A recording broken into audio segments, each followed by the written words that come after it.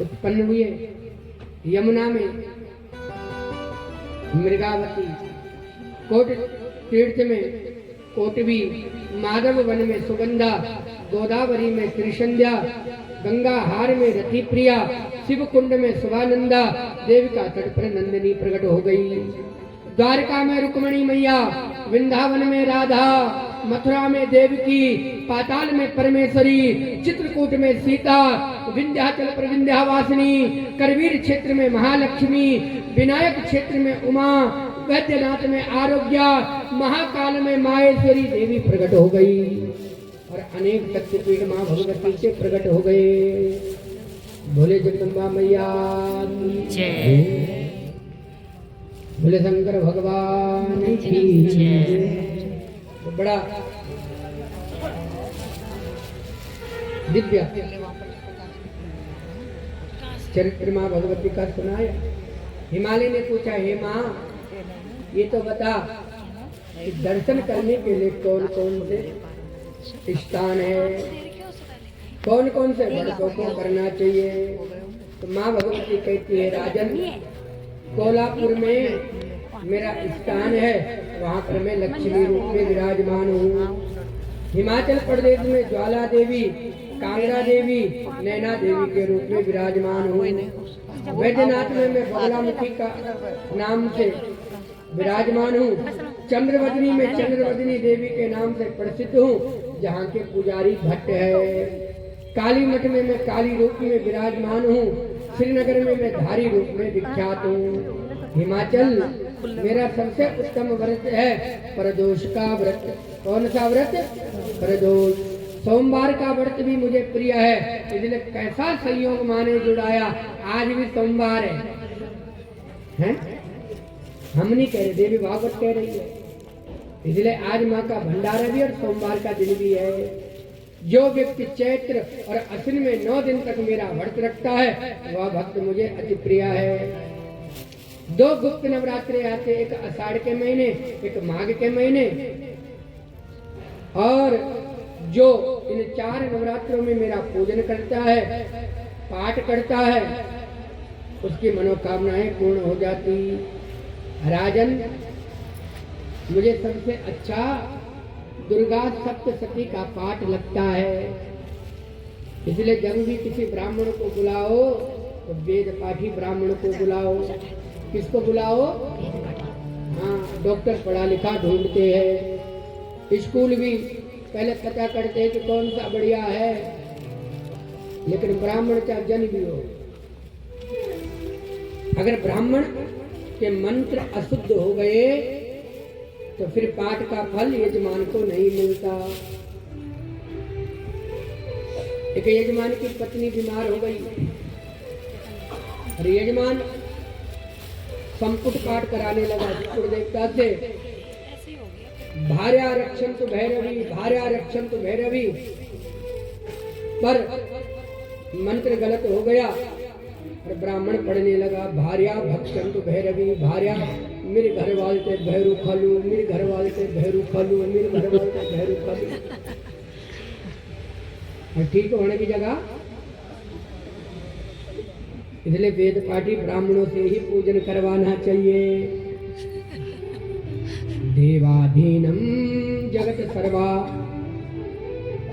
मंत्राधीनम च देवता ते मंत्र ब्राह्मणाधीनम तस्मात् ब्राह्मण देवता।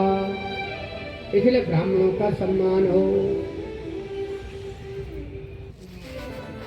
कलयुग में यदि कोई माँ भगवती का ध्यान करे, कलयुग में यदि कोई माँ भगवती का पूजन करे, तो माँ भगवती उनकी मनोकामना पूर्ण करती है। ये मानव शरीर बड़ा दुर्लभ है। 7 लोक ऊपर है, 7 लोक नीचे है। अतल, वितल, सुतल, तलातल, महातल और रसातल। विपत्ति आने पर माँ भगवती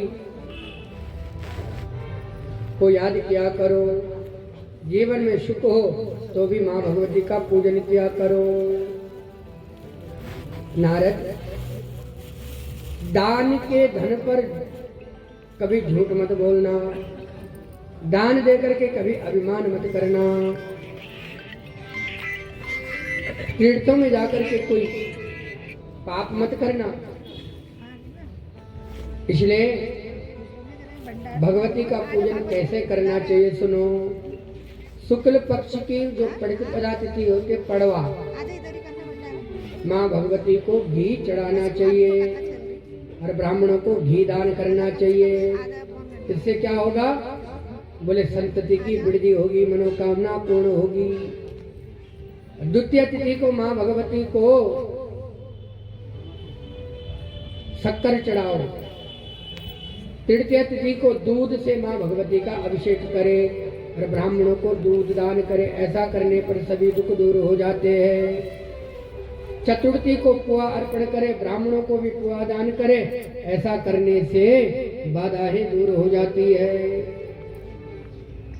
पंचमी को पंचमाम कदली जातम फलम देव्या निवेदित। और पंचमी के दिन माँ भगवती को केले का भोग लगाना चाहिए। षष्ठी के दिन माँ भगवती को मधु मतलब शहद का भोग लगाना चाहिए। और शहद का भोग लगाने से काली की युक्त हो जाता है। सप्तमी को माँ भगवती को गुड़ का भोग लगाना चाहिए और गुड़ चढ़ाने से समस्त प्रकार के दुख दूर हो जाते हैं। नारिकेला मथा अष्टम।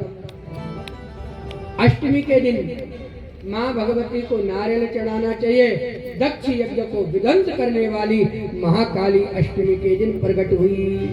इसलिए जो अष्टमी के दिन माँ भगवती को नारियल चढ़ाते हैं उनकी समस्त मनोकामनाएं पूर्ण हो जाती है। नवमी के दिन माँ भगवती को लावा अर्पण करे, दुखों का नाश होता है। दसवीं के दिन अगर आप माँ भगवती को तिल के लड्डू चढ़ाएंगे तो यम का भय नहीं रहेगा। एकादशी को दही अर्पण करे, माँ भगवती प्रसन्न हो जाती है। द्वादशी को चावल, त्रयोदशी को चना और चतुर्दशी को माँ भगवती को सत्तू का भोग लगाए। पूर्णमासी के दिन अपने घर में खीर और कमल गट्ठे से माँ लक्ष्मी का हवन करोगे तो अखंड लक्ष्मी की प्राप्ति हो जाएगी।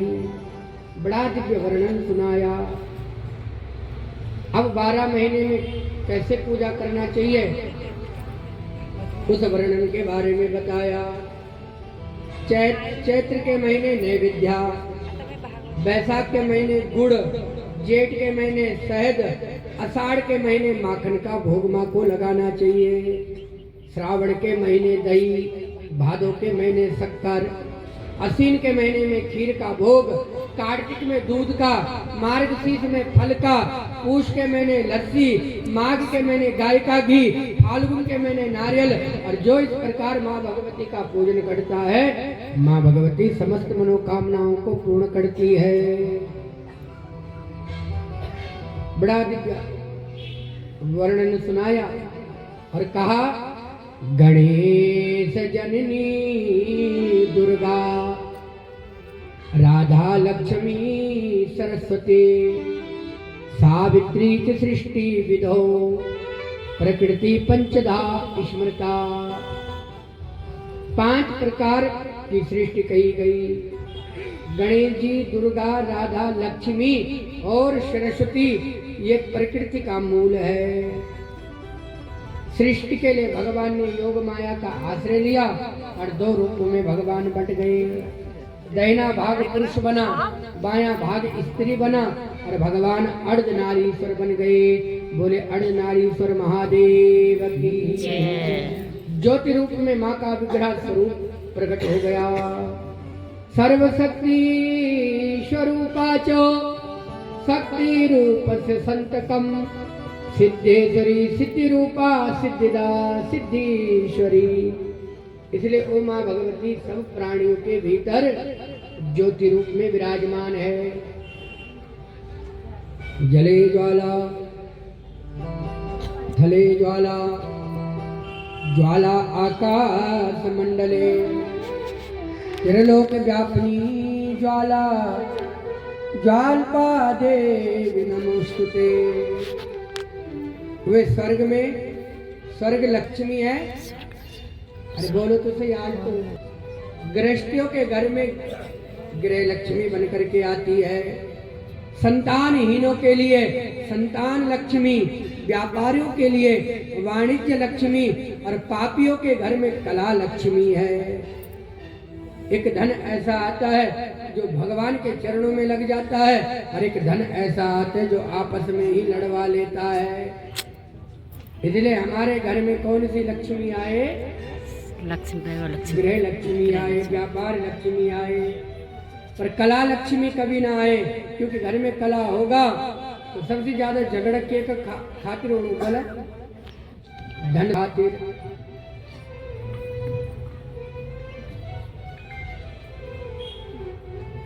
इसलिए भगवान कृष्ण के साथ अष्ट रूप में माँ भगवती विराजती है। कितने रूप में? 8 रूपों में। कौन कौन सी? अरे बोलो तो सही। क्या बोलते हैं उसमें? शैलपुत्र, रुक्मणी, सत्यभामा, जामवंती, कालंदी, यमुना, मित्रवृंदा, भद्रा और लक्ष्मणा। इन 8 रूपों में माँ भगवती विराजती है। भगवान विष्णु के चरणों से माँ गंगा का प्राकट्य हुआ। गंगा कहाँ से निकली? भगवान विष्णु के चरणों से। और ब्रह्मा जी के कमंडलों में समाई। और ब्रह्मा जी के कमंडल से भगवान शंकर की जटा में, और भगवान शंकर ने 3 धारा छोड़ी तो अलकनंदा, भागीरथी और गंगा मैया प्रकट हो गई। नारद, अग्नि की पत्नी का नाम स्वाहा है। क्या है? जब भी हवन करो तब क्या बोला करो? हाँ, यज्ञ में स्वाहा बढ़िया लग दो। मैं आग लग जाता कि मैं बोला स्वाहा में मानना। इसलिए यज्ञ भगवान की पत्नी का नाम क्या है? स्वाहा। जिनके बिना देवता यज्ञ भाग स्वीकार नहीं करते। अगर आपने किसी आहुति में स्वाहा नहीं बोला तो आहुति आपकी बेकार चली गई। और यज्ञ पूरा तब होता है जब ब्राह्मणों को दक्षिणा दी जाती है। क्योंकि यज्ञ भगवान की पत्नी का नाम है दक्षिणा। क्या नाम है? जो सर्वत्र पूजता है, जिसके बिना संसार में किया गया कोई भी कर्म फलीभूत नहीं होता। अगर आपने कोई यज्ञ कराया, कोई पूजा करी और ब्राह्मणों को दक्षिणा नहीं दी तो यज्ञ सफल होने वाला नहीं। अच्छा, पितृ देवताओं के साथ भी एक माँ भगवती का रूप है, उसका नाम है स्वधा। क्या नाम है? देवता भ्याच पितृभ्याच महायोगी एवचा नमा सहाय सदाए नित्य नमो नमः। सदा रूप में विराजमान है। गणेश भगवान के साथ कौन से रूप में है? पुष्टि और तुष्टि रूप में विराजमान है। अनंत भगवान की पत्नी का नाम तुष्टि देवी है। धृति देवी कपिल भगवान की पत्नी है और उद्योग भगवान की पत्नी है क्रिया। बड़े ध्यान पूर्वक सुनिए। अधर्म की भी एक पत्नी है। अधर्म की पत्नी का नाम क्या है? मिथ्या। जो लोग अधर्म